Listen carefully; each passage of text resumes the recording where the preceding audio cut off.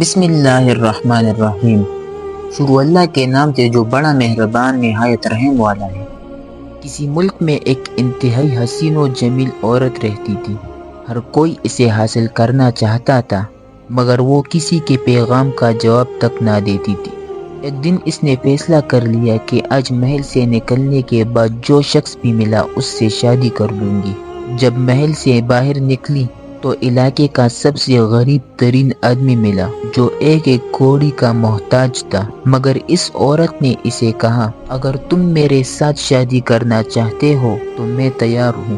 اس پر غریب آدمی بولا، مجھ سے کیوں مذاق کرتی ہو؟ میرے پاس مال اور دولت بھی کچھ نہیں ہے۔ اس نے کہا، میں مذاق نہیں کر رہی ہوں، مجھے تمہارے حالات سے کوئی سروکار نہیں۔ اس پر اس غریب آدمی نے سوچا، کیوں نہ کسی امیر آدمی سے قرض لے کر شادی کر لوں، بعد میں اسے لوٹا دوں گا۔ یہ سوچ کر ایک انتہائی امیر ترین آدمی کے پاس چلا گیا اور اس سے اپنا مقصد بیان کیا۔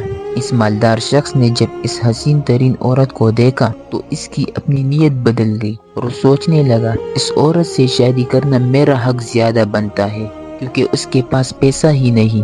اور اس نے غریب آدمی کو انکار کرتے ہوئے کہا کہ تم غریب ہو، یہ عورت تمہارے لائق ہی نہیں، یہ صرف میرے لائق ہے۔ اس پر ان دونوں کے درمیان جھگڑا شروع ہو گیا اور فیصلے کے لیے یہ دونوں افراد علاقے کے حاکم کے پاس چلے گئے اور اپنا مقدمہ پیش کیا۔ جب علاقے کے حاکم نے اس عورت کو دیکھا تو اس کی بھی نیت بدل گئی اور وہ ان دونوں سے کہنے لگا، تم چلے جاؤ، تم سے زیادہ اس کا میں حقدار ہوں، کیونکہ میں اس پورے علاقے کا حاکم ہوں۔ اس پر جھگڑا مزید بڑھ گیا اور فیصلے کے لیے تینوں مقدمہ لے کر قاضی کے پاس چلے گئے۔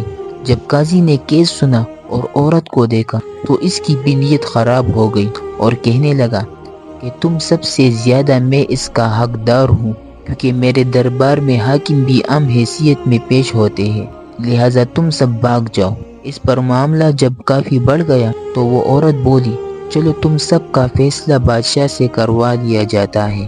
سب لوگ اس حسینہ کے ہمراہ بادشاہ کے پاس چلے گئے۔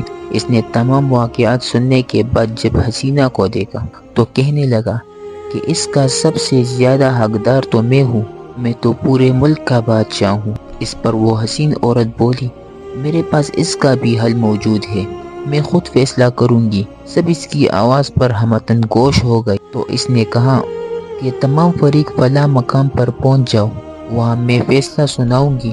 وہ سب دوڑے دوڑے اس مقررہ مقام پر پہنچے تو وہ حسینہ کہنے لگی، اب میں دوڑتی ہوں، جس نے سب سے پہلے مجھے پکڑ لیا اور ہاتھ لگا لیا، میں اس کی ہو جاؤں گی۔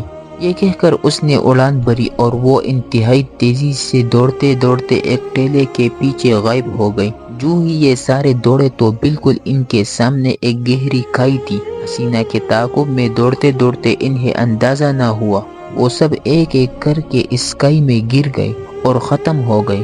یہ حسین و جمیل عورت دنیا ہے، جو اپنے پیچھے ہر قسم کے لوگوں کو، غریب، امیر، بادشاہ، قاضی کو دوڑا کر گہری کھائی میں گرا دیتی ہے، مگر خود کسی کے ہاتھ نہیں آتی۔